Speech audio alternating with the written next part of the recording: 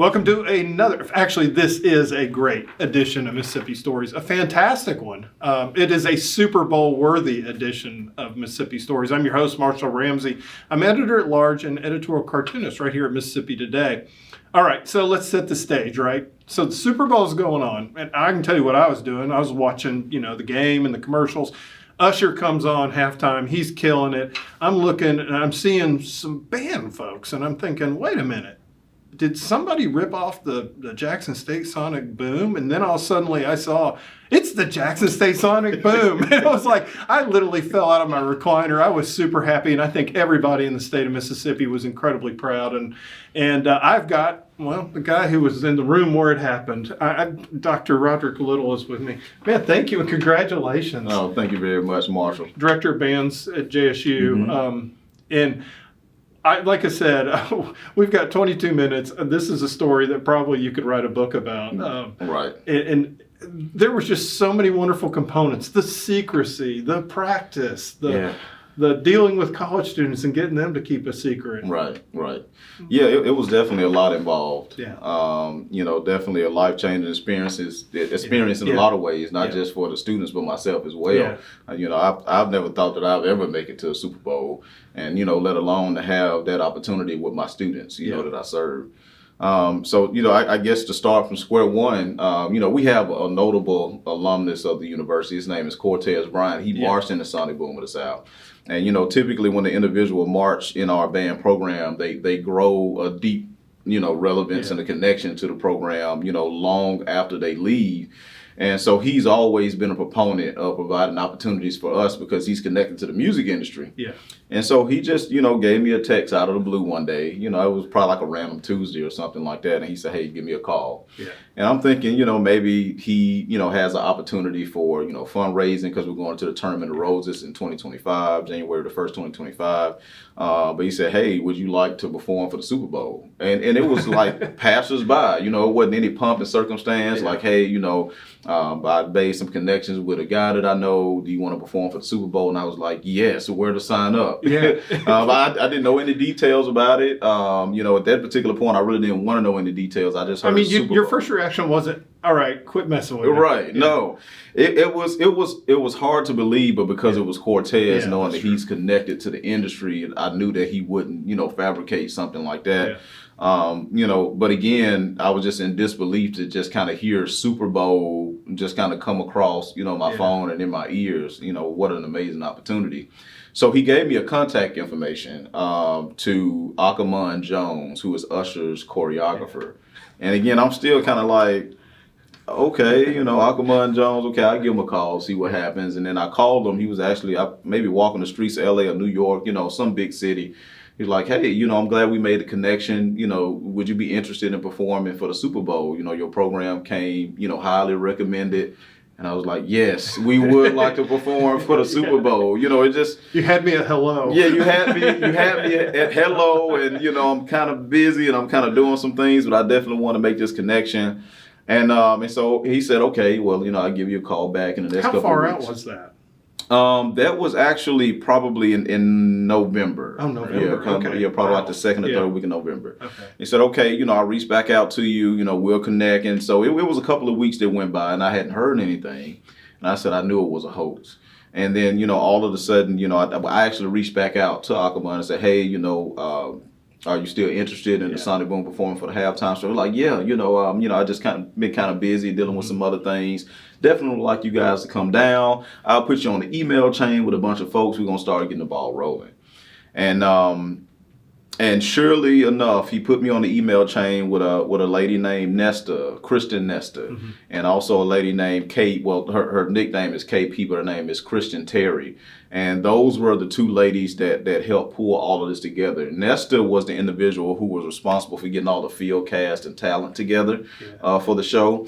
And KP was instrumental in putting the whole production together. She was kind of like the director of everything.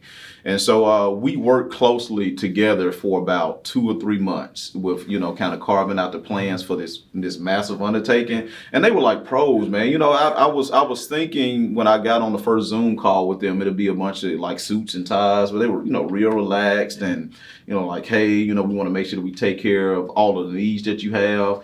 And, I was just thinking that, for them, a band from Jackson, Mississippi, we're just like, just a talent, but they treated us from the start like human beings. That's awesome. And that's something that I'll never forget from the experience, because they work with so many people, so many, big name A-listers, and things like that. And so for them to treat us with, astute respect was something that stood out to me. That was good for you, but it was also good for your students to see that also. Absolutely. See what a true professional and how they behave. And that was very important. And so, from that, they asked me like, hey, okay, we're ready to get the ball rolling. And by the time we really started to get things churning, it was probably like maybe like the second or third week of December when we really started to kind of put the gristle to the road. And they asked me what students they thought would be interested. Yeah. And it was kind of tough for me to identify students because we had just done a major performance in Atlanta, and I wanted the students to enjoy their Christmas break. And so I really didn't want to indoctrinate them with a bunch of messages and things like that so they can not hear from me for a while because they have heard from me so much prior to. And so I just handpicked, some students that, number one, were seniors that did well academically, had high GPAs because I knew we were going to be out for 10 days. And then, also they gave me a certain instrumentation. So it was real hard, not to take, some students, because we have a lot of great students in our program, but they only asked for a certain instrumentation. And so with that, I contacted the students via email, and I named it Special Performance. I didn't name it, you've been selected to perform for the Super Bowl. So it was real, kind of obscure how I identified those students and how I contacted them. And I said, you've been selected for a special performance. If you can participate, if you're interested in participating, let me know. And I just left it at that. And then fast forward to January, the students had to come back and do another performance here in the city of Jackson. And that's when I brought them all together as we were practicing for that. And I said, okay, we're going to have a meeting. I'm going to let you know what this performance is about. And so I brought them all together. We got on the Zoom call with Nesta. She was on the Zoom call. And the students just kind of sitting in the band hall. And I said, okay, I know you guys have been wondering what this performance is. I said, because of your hard work and everything that you've done over this past year, you've been recognized to perform for the Super Bowl. Oh my gosh.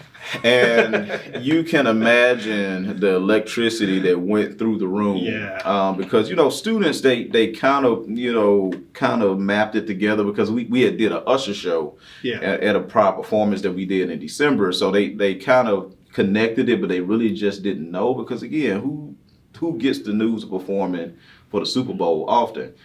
And so, with that, they had to, go and sign up on the interface called Backlit. They had to do background checks. Really? Yeah. Oh, you had to get them in the stadium. Yeah. It was high security, high security. So they put them through that system. They actually had to go through that system as well to receive per diem and receive additional payment for what they're doing, because after all, they were talent. Yeah. And then, once we got the business side of it done, that's when I was in correspondence with KP in regards to what they actually wanted. She showed me the field charts, like, hey, we want the band here. What do you think about this? It was a collaborative effort. Like, how can the band be incorporated in the show? Yeah. And I appreciated them with, again, just accepting my feedback, for something so large.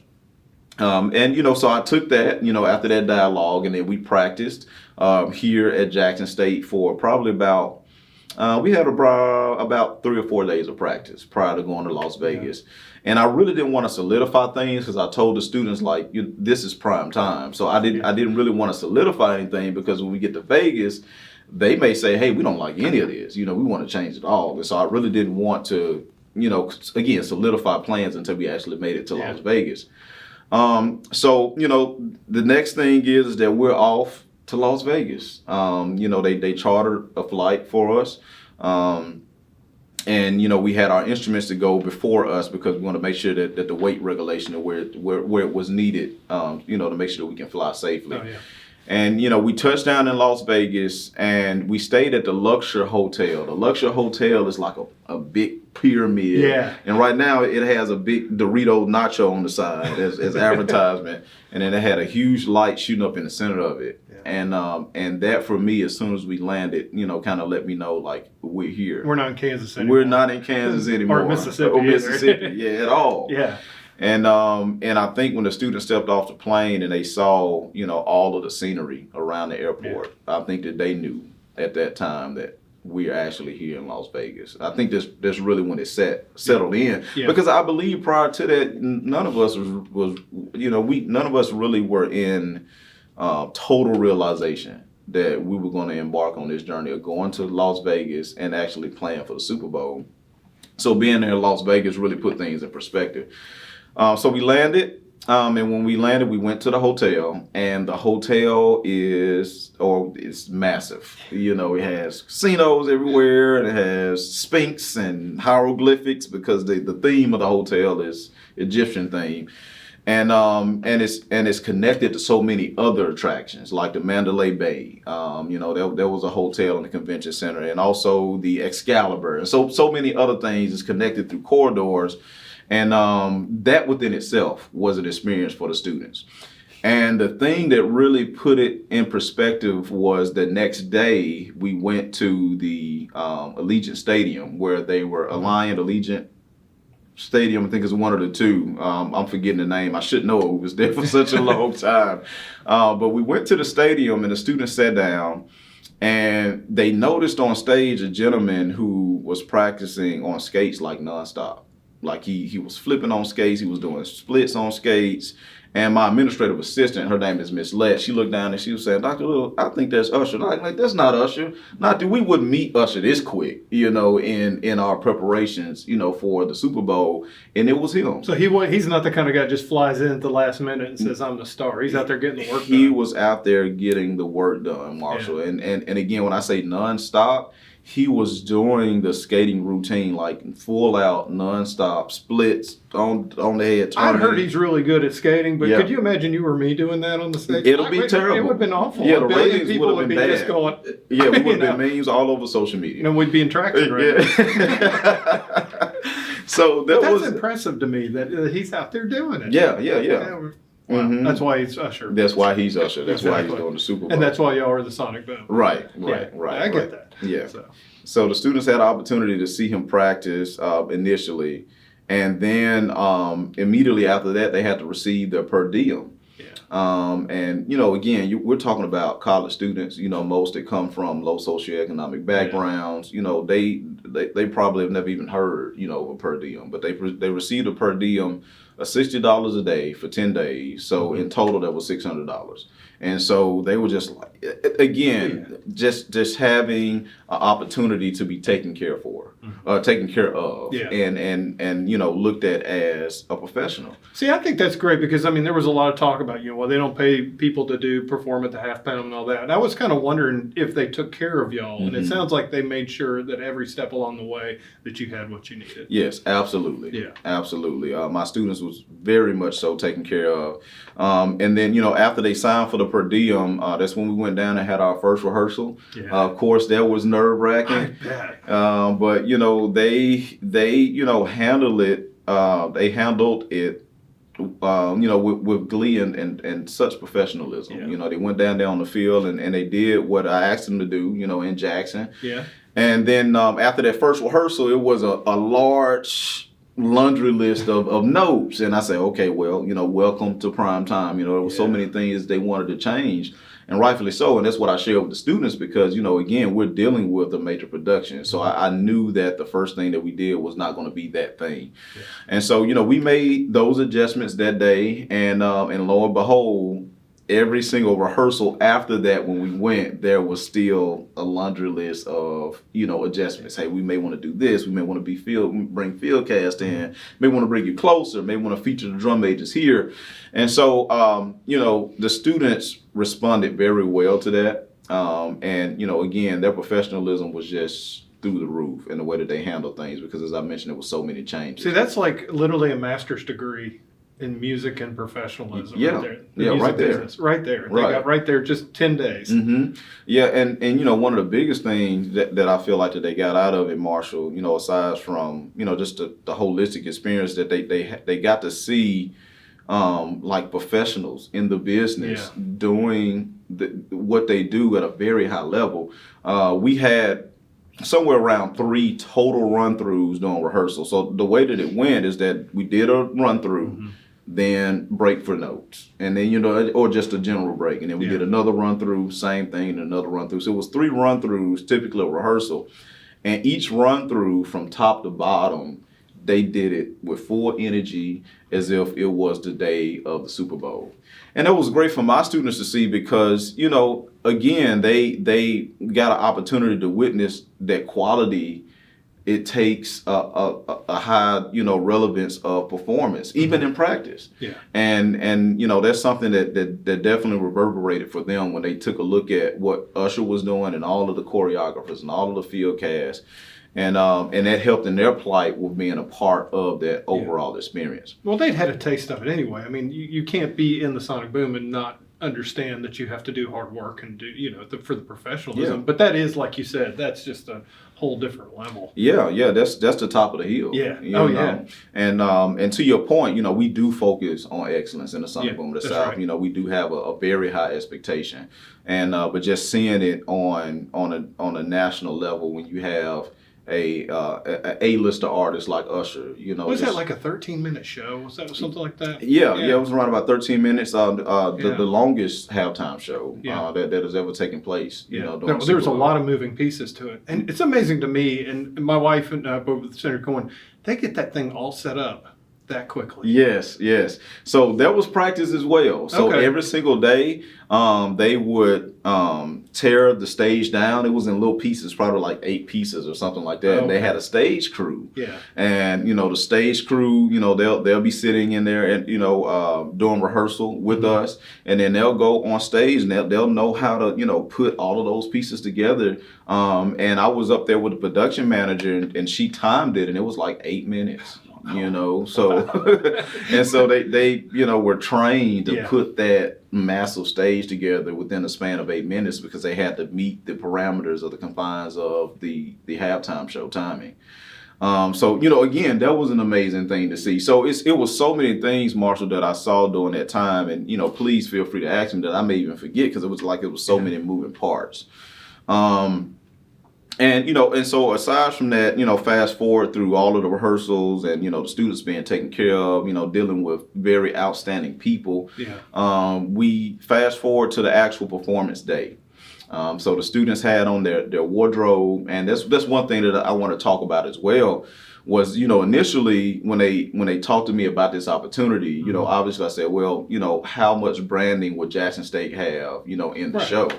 Because, that was important to us. We want to elevate the brand. Want to represent, exactly. Want to represent. And they said, well, the students are going to be in wardrobe. And that was definitely not a deal breaker for me because I knew, number one, we're dealing with Usher. And so the students were going to be swagged out. They weren't going to have on, something that wasn't representative of Usher. And so when they sent me the artwork of what the students were going to be wearing, I noticed that it was indicative of our school colors, and so it was very much so representative of the Jackson State University brand. And so I was very excited about that. And then on top of that, with the wardrobe, the students had an opportunity to keep the wardrobe. And so you're talking about I'm guessing that the wardrobe within itself, just the bottom and the top, probably costs about $2,000, maybe more than that. Wow. And so holistically, you're looking at a wardrobe probably close to about $3,000 or $4,000 because they had some shades on. Initially, they had a chain rope and also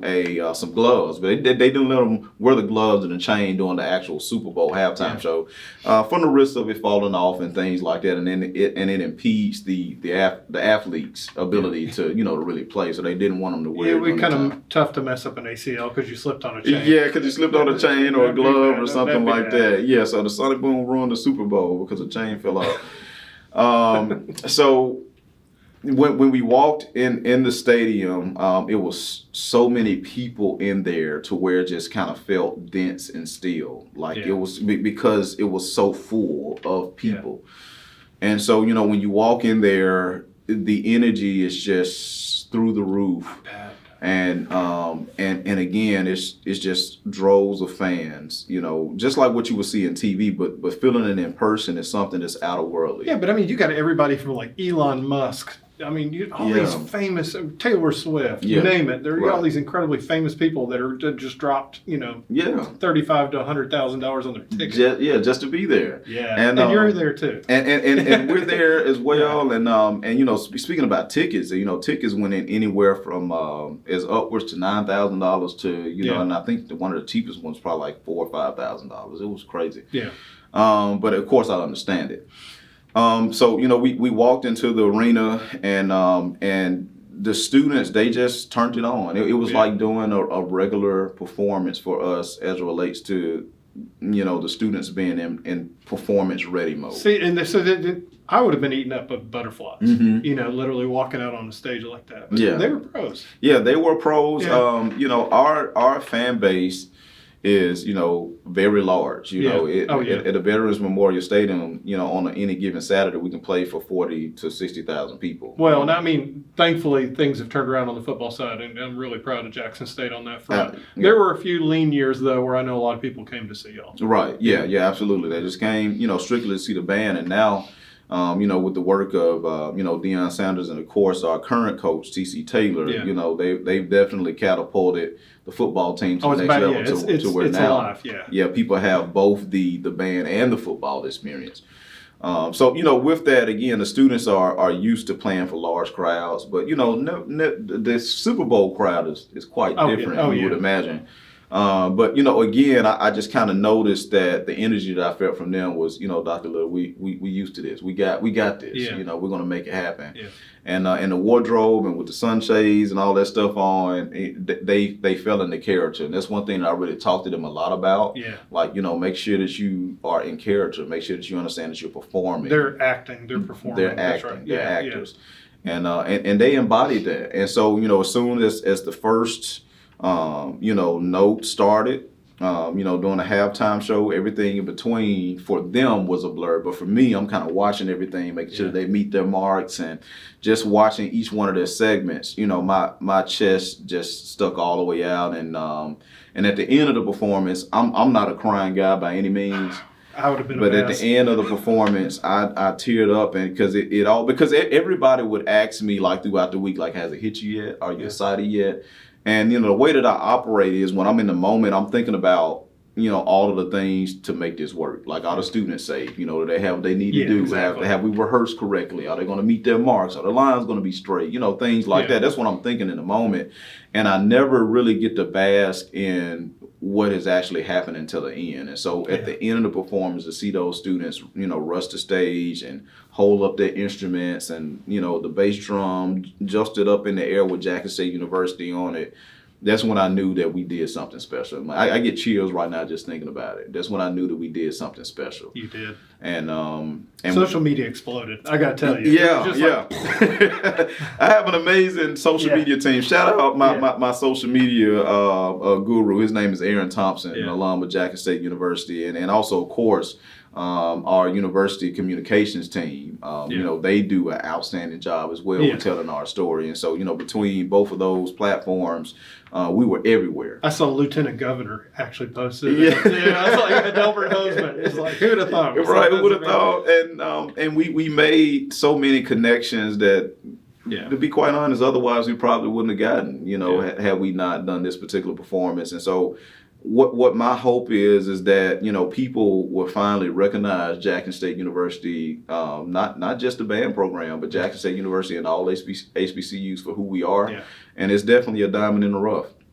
For years, we've had people to reach out to us to do, mainstream collaboration with, a lot of companies like Coca-Cola and Pepsi to do commercials and, help with marketing.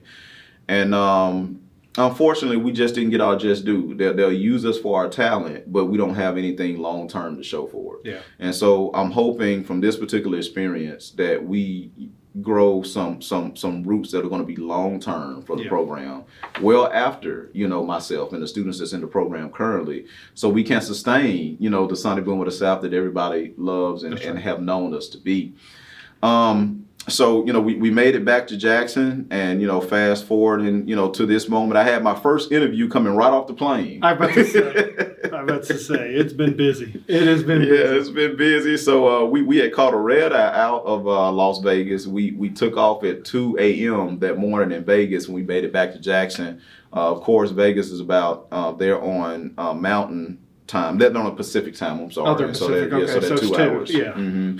And so we made it back to Jackson around about 7 or 7:30. As I mentioned, as soon as we touched down, there was a camera right there in my face. And I was like, okay, we're ready to. You said, I'm going to Disney World. I'm going to Disney World. and we're ready to take in all of the accolades, more namely for my students. I know I'm the face for all of this, but, if I can get all of my students in here to do these interviews. I know, I would love to have them, but I would give it to them, because they are the individuals that do the work. They kept it secret, which was impressive. Yeah, they kept it secret, and I scared them. I said, look, if you tell anybody, you had to sign up for the backlit interface. They did background checks on you. They asked for your social media handles. So if you tell anybody, you're going to ruin this opportunity for everybody. Ooh, very good. See, you sound like a parent there. So that was very good. So my dad would have done that to me. Yes, I think I scared them in that way, letting them know, like, if you let this leak, then, they're going to find another program. This is the Super Bowl. So they could have easily said, like, you guys let that information leak. We're going to go and find another band. Yeah. And they could have easily done that. Now, they didn't tell me that. They just said, like, make sure that the students can see the information. Of course, they had to sign NDAs as well. Oh, sure. Yeah, I was going to ask if there was NDAs. Mm-hmm. Had to sign NDAs, but the students definitely did an outstanding job with keeping the news. It was really the adults that leaked it, the ones that kind of found out about it. Yeah. They couldn't hold the news, but our students did an outstanding job. Fantastic. Well, we got a little bit long today, but it's such a great story. I just wanted you to be able to come in and tell it. Gosh, that's wonderful. I mean, like I said, I can't even imagine how you felt, because here I was sitting in my recliner eating my chicken nuggets, sitting there, and I about fell out of the chair. I was like, it's the boom. This is fantastic. I was so happy. And like I said, and y'all are not strangers to the big stage. Mm-hmm. And you got another one, like you mentioned, the Rose Bowl, and you're also seeking donations right now to help people fund. Is there a place where people can go to find that? Yes, correct. So I would encourage everybody that want to contribute to the Tournament of Roses to follow our social media. And we have all of the links there on how they can support. We have a beautiful website. It's kind of one-stop shop, and they also get something in return as well. And so, and it's delineated, as I mentioned, on the website. Or if you can't give, through those major sponsorship packages, $1, $20, $50, anything will help. And it also has, a little wheel down at the bottom showing, when we meet our particular goal of $850,000. And hopefully we can raise more than that to even increase and improve the students' experience in Pasadena. So just this calendar year alone, the students have been to New Jersey. We played a basketball game there, took a small group there, and then we went to Las Vegas, and then to finish everything up at the end of the year, the students get to go to Pasadena, California. That's not a bad deal. It's not a bad deal at all. I'll put a link to that, by the way, in the comment notes on the bottom of that. Thank you. I tell you what, I know your time's valuable. I could sit here and talk to you all day. This has been fun. And like I said, what a great experience, not only for that, but like I said, they didn't get their master's degree, they got their doctorate. They did. The Super Bowl. They did in the Super Bowl. Super Bowl champs, Sonic Boom. I like the ring of that. Speaking of that, I have got something for you here. I'm going to get down so I don't fall out of my chair. I'll make sure we're not doing the shiny glass thing on there. But this is the cartoon that I did for y'all. This was the true Super Bowl champ. So this is awesome. I wanted you to have a copy of it signed. This is awesome. Thank you very much, Marshall. You are welcome. And, to have an individual like you who does, who's been doing outstanding cartoons for a number of years. Yeah. This really means a lot. And to have the JSU Sonic Boom on the Lombardi Trophy is something that's monumental. Because for us Mississippians, we revere the Sonic Boom of the South as a public relations unit, not just for Jackson State University, but for the state of Mississippi as well. And so we won a trophy that day. You did. We're representing Mississippi. People in Mississippi love it when our folks do well on the national stage. Yes. And man, y'all did better than well. You did amazing. You did great. So thank you so much. This was fantastic. Thank you, Marshall. Congratulations. And thank you for watching this edition of Mississippi Stories. If you'd like to see past episodes or great coverage from Mississippi Today, you can go to MississippiToday.org. All right. Well, we'll see you next week. Thank you so much for watching. I'm Marshall Ramsey. Y'all have a great week.